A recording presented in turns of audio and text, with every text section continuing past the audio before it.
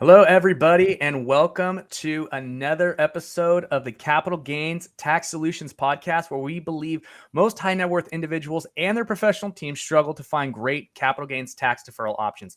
Not having a clear plan is the enemy, and using a proven tax deferral strategy, such as the Deferred Sales Trust, is the best way to exit your highly appreciated assets so you can preserve and grow your wealth. I'm your co-host, Pearson York, filling in for Brett Swarts. In each episode, I'm joined by some of the best wealth, business, real estate, and leadership individuals in the world to share ideas, deal stories, and inspirations. So together, we can make complex tax deferral strategies simple and passive income plans achievable. We are also streaming on expertcresecrets.com, Capital Gains Tax Solutions YouTube channel, the Kingdom Luxury Realty YouTube channel, and our Kingdom Luxury Realty Facebook channel. And our next guest, I'm very excited about because she has just quit her full-time job back in 2019 to go 100% into mobile home park investing. And they now have 25 mobile home parks and currently a couple more under contract. And I'm very excited to dive in and talk to our next guest who just has a wealth of knowledge. And so everybody, please help give me a warm welcome to Charlotte Dunford. Charlotte, how are you doing? I'm doing great. Thanks so much for having me. Yeah, absolutely. So Charlotte, before we dive into how you kind of are doing what you're doing, tell me a little bit about how you got to where you are today. Tell me your story. So, long story short, it's a very interesting story. When people ask me where I'm from, I would say it's a long story. How much time do you have? But I was born and raised in China until I was 16 years old. And at the time, when I was 16, I decided to come to the United States by myself to pursue better opportunities. So I applied for a high school online and got in, pretty much hopped on the plane without my parents, with not much English, with no money, certainly, and not even a cell phone. I hopped on a plane and came to the United States. Fast forward a few years later, I was able to get into one of the top engineering schools here in the South and graduated with a Bachelor of Science in Business. And after working in corporate for a couple of years, I decided to take the full jump into real estate investing. And that's when I started my syndication business in mobile home parks, because I identified the massive potential in this industry and carved out a little niche for me and for my company. So it's been a great journey. And just last year, I became an American citizen, which was pretty much the best thing that's ever happened to me. So in a nutshell, that's my story. Yeah, absolutely. Okay, so what made you go into real estate? Right. So it's interesting. There are two folds to that question, to the answer to that question. Number one is real estate, coming from my background in a regime where people are not personally allowed to own any properties. You can only lease it from the government for 70 years. That's at least how it was for me when I was growing up in China. That really inspired me to pursue opportunities in real estate, thinking, it is always a cool idea to own real estate. And now that I am in the United States, I've been for the past 10 years, we are able to own real estate. And because I have that chance, I cherish that chance a lot more than I think people who were born into this situation and have it from the get-go. So that's what sparked the interest at first. But I think, ever since college and through my business training in college and business training after I graduated, I always found real estate to be a great way to build wealth and a great way to have passive income. When I was working that one corporate job, I thought to myself that, this cannot be the only income source. So that's when I started using my salary to qualify for my first deal as a single family home here in South Atlanta. And then the second deal, a duplex in North Georgia. So that's really when I started figuring out the magic of real estate. And then before I took the full jump into full-time investing in mobile home parks, that's really how I started, and it's been proven a great strategy. Awesome. So I want to dive into a little bit more about that, and I will. But I want to ask you what I believe everyone has a certain set of gifts, spiritual gifts, strengths, superpowers, whatever you want to call them, right? What are one or two gifts or superpowers that you have that have led you to be as successful as you are today? I think number one is resilience and drive. I think, as you can imagine, from a 16-year-old girl who did not speak any English, but I only had a mission and a goal, you would call it kind of a vision in mind at the time. But I pretty much utilized I had really strong drive ever since I was a child, pretty much. And I've always wanted to achieve a lot in life. So I think the desire for success is one of the biggest things. And second thing is taking action, is the execution power that not only do you have the idea, you have to have the execution power to take actions and make it happen. I think those are the two things that that would really helps me in launching me where I am today is the drive for success and the power to execute and take action. Awesome. So basically what it sounds like you're saying is that you have clarity of mission and a big why behind what you want, and then you are actually going out and executing and doing it. Absolutely. Awesome. So what would you say to somebody who wants to start investing in mobile home parks? How would you get started? I would say it depends on what this person wants to do. If this person wants to be an active investor or passive investor. If you want to be active investor, then you don't have a lot of homework to do. You definitely want to check out good resources and get yourself educated in mobile home park investing, what this asset class is, and understanding the market that of the industry, the market of the park where you want to invest in. If you want to be passive, then things become a lot more simpler, but you do want to make sure you vet and do the due diligence on whoever is going to be the active partner, such as John Street Capital. We are the GP sponsoring the deal. So you either need to do due diligence on the deal itself if you want to be active, or if you want to do due diligence on the partners that you partner with. Yeah, absolutely. So I've noticed that there's, well, in mobile home park investing, I hear a lot of this idea about they're not making anymore. So they're hard to find. So speak on that a little bit. Tell me about the scarcity of the mobile home parks and how are you finding deals and where are you looking? They're not making it anymore, which means that they are short on supply, which is a great news for people who want to invest in mobile home parks. So when I started this company, there are two questions that I asked myself, right? Is there money to be made in this industry at all? The answer is yes, there is money to be made in mobile home park industry. Number two is there any money left for me to make? Because big boys from Wall Street, they've been at this for decades. So you don't want to be competing with them. So they are mostly buying up parks with 100 lots and above. So I wanted to carve out a different niche where we focus on small to medium level mobile home parks with slightly smaller lot size to focus on. So that's when I started to invest, that became the strategy. So the scarcity of deals, it's always difficult to find good deals, particularly in markets that are hotter, but you want to make sure you find the deals that fit your criteria. So for example, John Street Capital has an internal algorithm that we have developed that consists of 15 major parameters, including, not limited to market, the spread,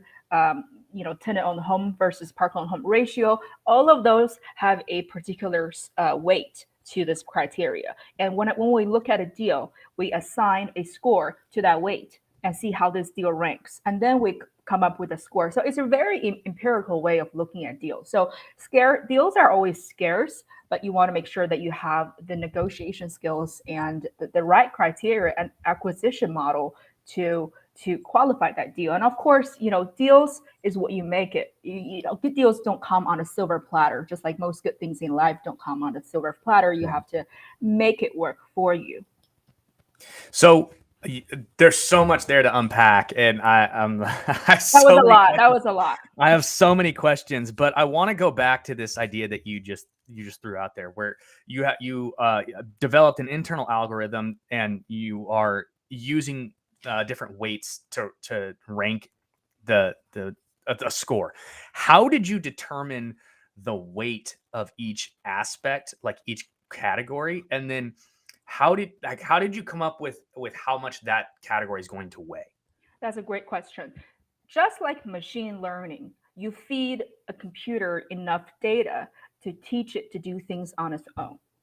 In our case, our algorithm is fed by data that we have. It's not really a machine because there's not a software there to undertake the data, but from the thousands of deals that we have looked at pass in front of us now, we understand, and from the deals we've already gotten, right? So we have understood or have got to understand what is important in a deal. And from the actual historical data and the actual performance of our parks, we understand, okay, why is this park performing well? And why is this park having some problems? And those are really precious historical data that we can feed, into this algorithm, not really in a software sense, but you understand, okay, maybe this park is not doing so well because it has so many park-owned homes. Then that raises the park-owned home ratio score to, not score, weight to a higher weight. So that parameter becomes a lot more important.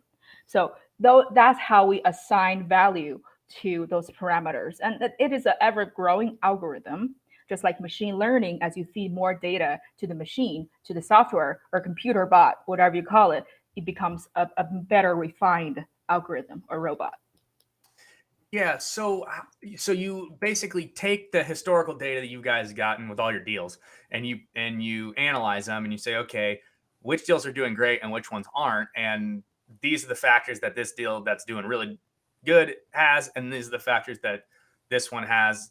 If there's two similar, traits, it might not be as important as what you're saying right now is really the refinement process. So okay. Before we even started Johns Creek Capital, this algorithm already had a start because both my partner and I had experience in real estate. And generally, we understood from the knowledge of mobile home parks and knowledge of real estate, we understand, okay, those are the parameters. This is probably going to be more important. And this process only refined as we go. And we're still refining it. So eventually, it's going to be an ever refining process. So historical data is only historical because you've done that before. But before Right. we had the historical data, we had the historical experience to go with to develop this process, this algorithm. So the algorithm is always there. It's just ever growing, becoming better, and more refined. Very interesting. Okay, I really like that. I've been trying to do that with certain factors in the luxury real estate space, and it's trying to assign weights to because one of the problems that you'll have when you're doing like these ultra luxury, like high end homes, is that they're really not very comparable to a lot of other homes. No. And you have owners who are like, well, I have, this small bones kitchen over here and they don't have that. Right. So my house is worth $5 million more. And I'm like, well, okay, maybe, but probably not that much. So how do you like take those little factors, right, and assign like a value to it so that you can adjust according to like the comps? And it's a very difficult process to try and like mentally like think about with. Right. Yeah. So that's why you need a lot of data. Yeah. That's why you need a lot of data. Let's say you have one luxury home to compare with another one, then that's not a lot of data, but you have 10,000 of them. You put all of their features and categories and put them together into a list. Think about it from a data scientist point of view, that you assign each score. So that way, you probably need to hire a data analyst or a professional, PhD in data science to do that. But I think, that's how you refine those small things. But the important thing, like I said, we have 15 major parameters. So those are the major ones. And that's pretty much the first review, right? And after it passes the first review and it ranks high enough to pass our first, threshold, we go into the details and really do some underwriting projection. So if it doesn't even pass our internal algorithm initially, then we probably wouldn't even dig further. Okay, Ms. Charlotte. So how are you finding these deals? So I have, I find these deals throughout, through different channels, broker relationships, seller relationships, online sources. So pretty much any source that you can find deals, pass through my desk every day. So I analyze deals pretty much every day, and it's just kind of a huge machine to process all those deals. So really, you want to make sure that you not only do you find deals, you want to make sure the deals come to you. Yeah, absolutely. Okay. We talked about how they're not making anymore, like, period. Yes. So do you think that will change with this housing crisis that we've kind of got ourselves in, or do you see any sort of things coming down the pipeline with that would affect that? I think they are making some. I wouldn't say they are making any more. The only thing they are making anymore will be probably like land, but they are making more. It's just extremely difficult and pretty rare. Like you said, really extremely rare to make any. So they are not making many.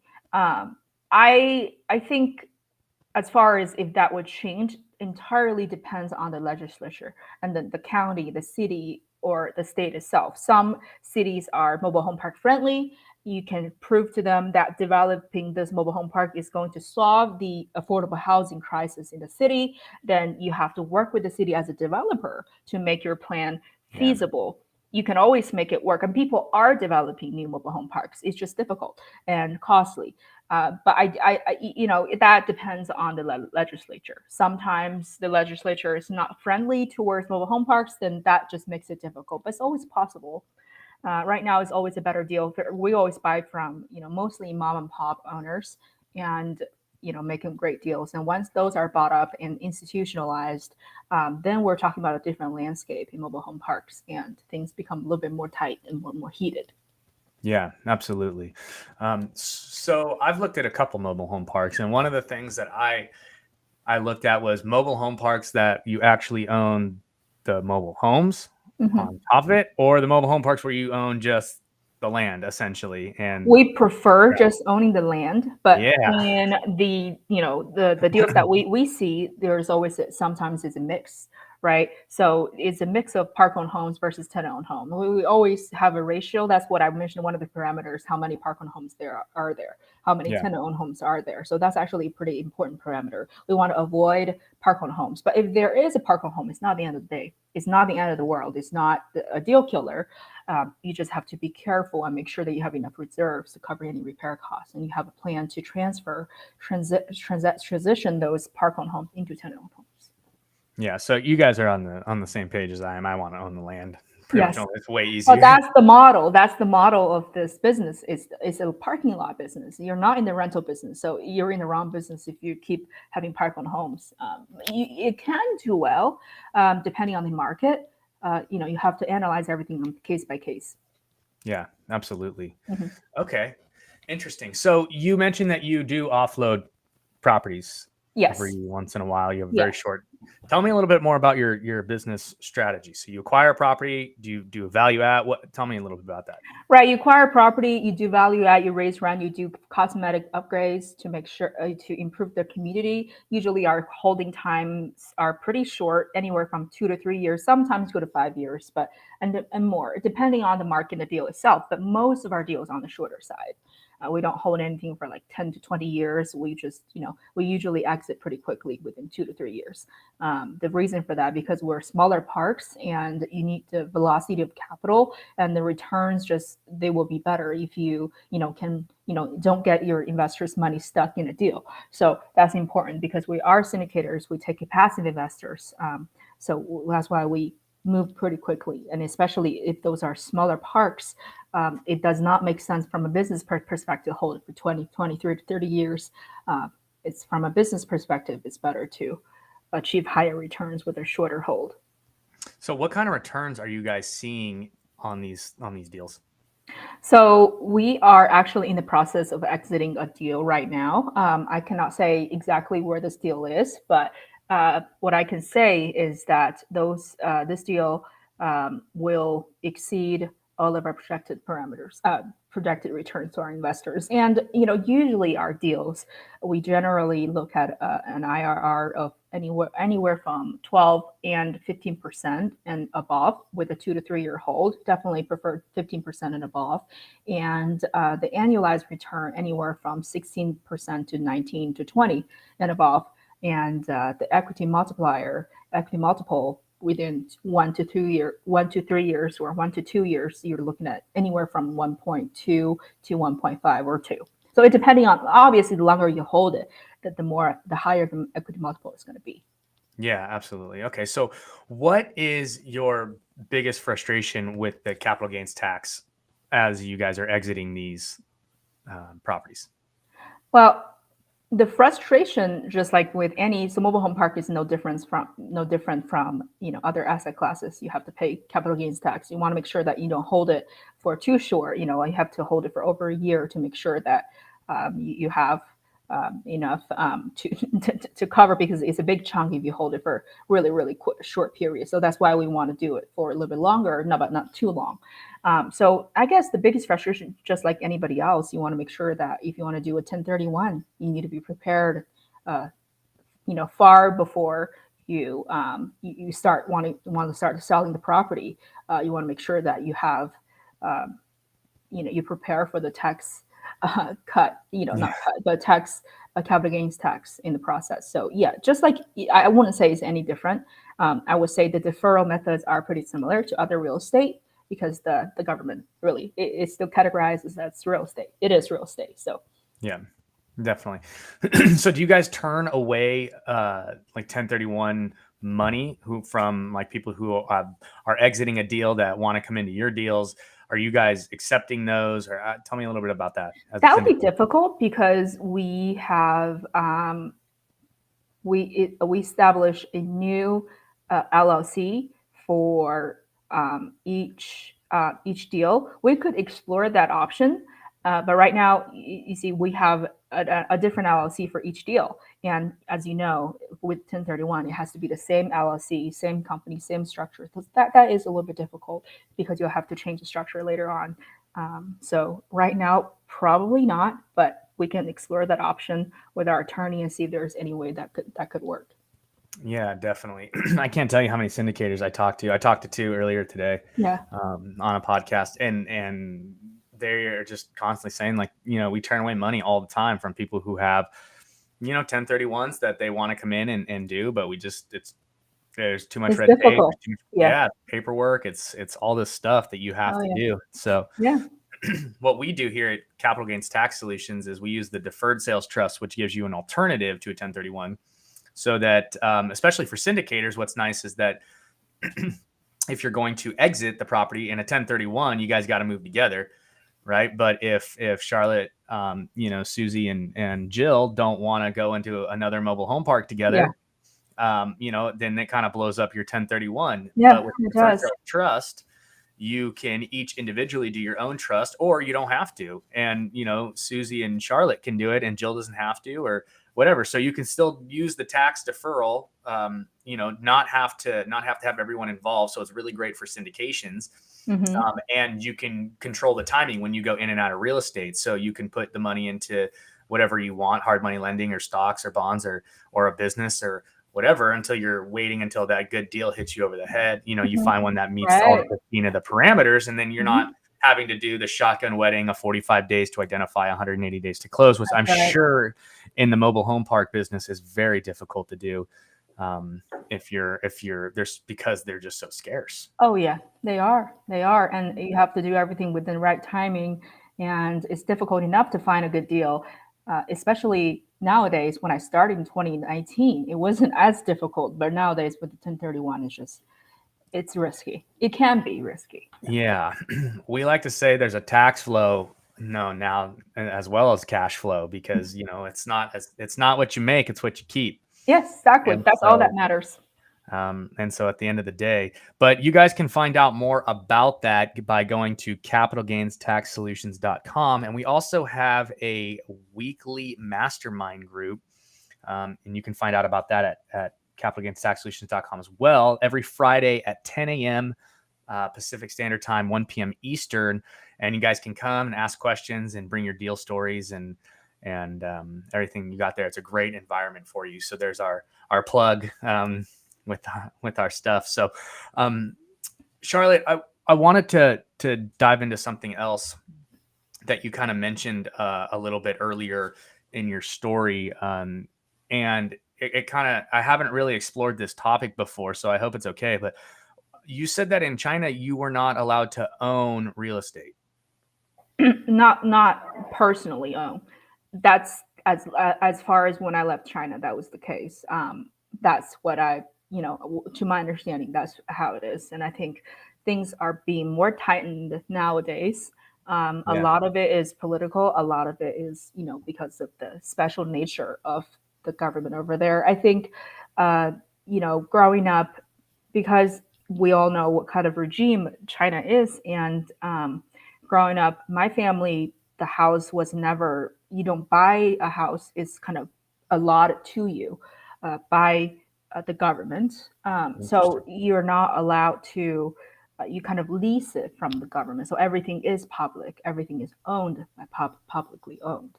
So you do not own real estate per se. Things might have changed. There are probably small rules that I was not aware of, but things, rules over there do not mean the same thing as rules here, and not everything is clear and cut and dry. So it's a pretty complicated topic. Yeah. Yeah, definitely. Well, the reason why I wanted to ask is just because it's so cool that you're able to come here and buy whatever you want, and you have the freedom to do that. And it's This just freedom is heavier for me. I think it means a lot more to me because I understand what it's like without that freedom. I think if someone is born with a freedom, then they may not understand just how significant this is. But I think this was something that I had to fight for, means a lot more to me. And that's why I'm working really, really hard at doing what I'm doing. I think at the end of the day, a lot of people take, what we have here for granted, and they don't have it. And it's really interesting and cool to see that you were able to realize like the gift that it is, and take it and really use it as a strong why to drive you to being as successful as you are today. So, that being said, what that says about you is that your mobile home parks and your company over there at Johns Creek Capital is probably, not taken very lightly. You probably have a very serious, as you have kind of already mentioned with some of your systems and processes, a very serious, a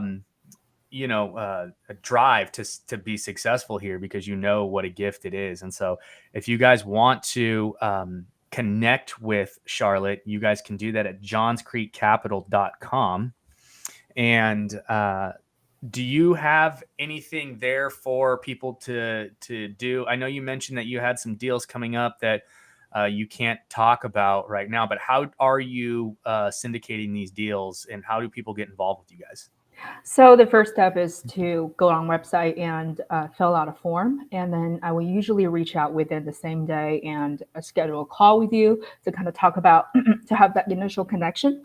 And then after that, we will be able to share more details on the deals. So just because of SEC regulations, we cannot publicly solicit deals on a public platform like this, but we will be able to talk more and share more details, our offering memorandum, our package with you once we have talked and have that initial connection, and to record how we've met. And Awesome. Well, cool. So, Charlotte, before we get into the lightning round, is there anything else that people should know if they're going to be getting into mobile home park investing, or they want to start? Is there anything else they should know, or are there any questions they should ask, or anything like that? Yeah. So mobile home park right now is year 1 and 2, or 2, depending on the market, of the 7-year real estate cycle. Every real estate has its own cycle of markets, right? Go up and down, you crash and you go down. But mobile home park is still at its initial stages. It hasn't gotten to an all-time high yet, just like buying a stock. You want to get in when the stock's prices are lower. So I would say, despite of the massive interest that's developed in the past couple years, I would still say mobile home park is still on the bottom of the curve, and then it's going up. So if you want to get into mobile home park, I would say right now it's still not too late. And I would say that you have not missed the boat per se in this kind of mobile home park investment. But in 5 years time, 10 years time, that might not be the same thing depending on market conditions. So I would say that's the last thing I'd say. Awesome. Cool. All right, Michelle, are you ready for the lightning round? I'm ready. Okay. What is your favorite leadership quote? Oh boy. It's actually my favorite leadership quote. It's actually a business quote. Let's see, I can't recite this. Whenever you see a successful business, someone has made a courageous decision. Nice. Okay, cool. What's your favorite book? Is actually called From Zero to One by Peter Thiel. He is one of my favorite investors. Awesome. Okay, cool. And what are you most curious about right now? Man, what I'm curious about that I'm curious about a lot of different things. I just have I don't know. I probably can't pin out on a particular thing. I'm just genuinely curious about people and curious about the markets, curious about a lot of different things going on in the world. So I don't have a favorite. Yeah. Okay. So curious about markets, curious about people, curious about a lot of different things. I love it. Yes, I am. Awesome. Cool. All right. Well, Miss Charlotte, thank you so much for your time. Are there any parting words or anything else that you want to just say to the listeners? Yeah, I would love to get connected with you, and please come find me at johnscreekcapital.com, and we have there we can connect more and get to know about what each other, what we do more, and I'll be looking forward to your contact. Awesome. Cool. All right, everybody. So that is going to kind of do it for us. You guys can connect with Charlotte at johnscreekcapital.com. That's JOHNSCREEK capital CAPITAL.com. Go there, fill out the form, get in touch, get involved, and she's got some amazing deals coming down. So make sure you go check that out. And as always, you guys can find out more about the Deferred Sales Trust by going to our website at capitalgainstaxsolutions.com. Sign up for our mastermind, our weekly mastermind every Friday, 10 a.m. Pacific time, 1 p.m. Eastern time.